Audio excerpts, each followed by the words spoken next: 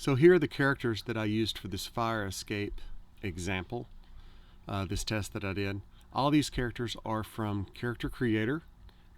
They've been run through iClone, 3D Exchange.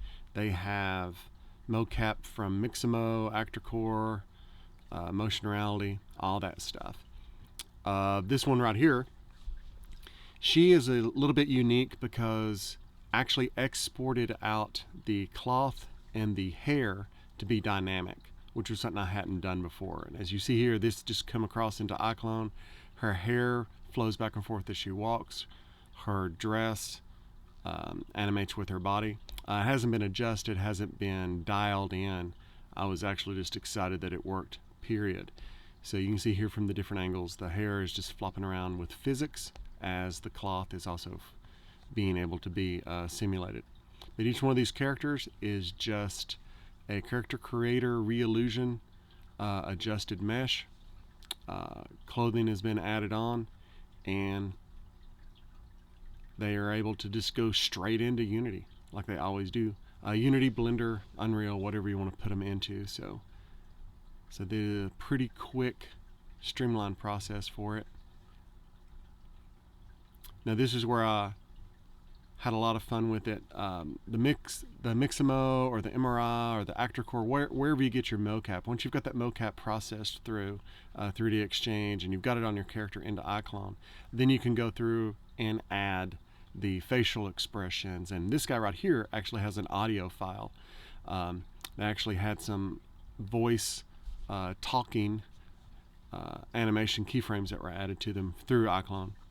This guy's obviously got his facial expressions and the hand gestures for his argument that he's in the middle of. But all these guys were just taken through the whole process all the way into Blender and of course Unity. Now all those characters were then brought into Blender and their keyframes were looped or adjusted to try to fit the camera path that I've got here. This is just a simple scene of a fire escape, back end of a building. And you can see all these characters are doing what they're supposed to be doing. They're doing their animations, they have their facial expressions, they have their hand gestures, and they just fit into the environment, and Blender renders them pretty well. The kiss was a little unique because their motions don't line up, so their keyframes had to be adjusted around, but that is something that can easily be done in iClone, be done in Blender, be done anywhere. In Unity now. So this is Unity, and this is Universal Render Pipeline. So I've got it into URP. And I took that same scene that I've used for 2400 Alley West and other examples, and I've placed it into Unity. And I've got a platform, because what I was wanting to have happen was I want to set this up with VR, and specifically the Oculus.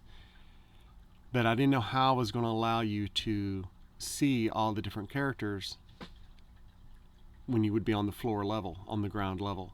So what I've done is I've animated this platform and I've attached or parented the Oculus camera rig to the platform. So it just follows the path that the platform is animated with. But it also allows you to have free range to walk around and to move your head.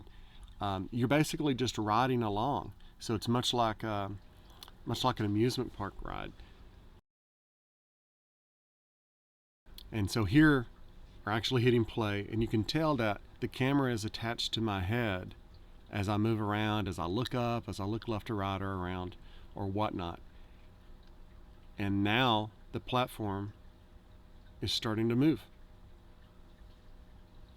But I'm still able to move around, I'm still able to move my head. So I did think this opens up a whole lot of doors of what you could do with VR, to where you could just take people through experiences and have what your characters doing whatever, and set up any sort of theme, any sort of environment you want, and just take people through the experience. But this platform is obviously following the animation that just showed earlier, and all the characters are still doing their thing, and I'm able to look around, look up, look down, whatever. And again, this is Universal Render Pipeline, and it is the same version of Unity that I've been using for some other projects.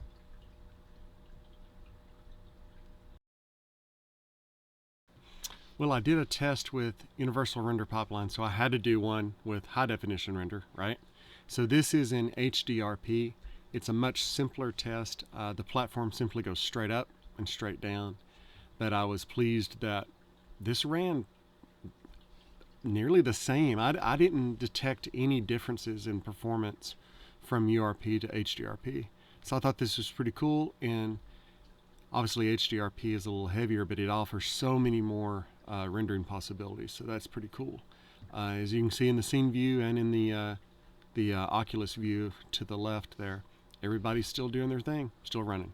So that was a pretty cool test, pretty cool research there to figure out how to do all that kind of stuff.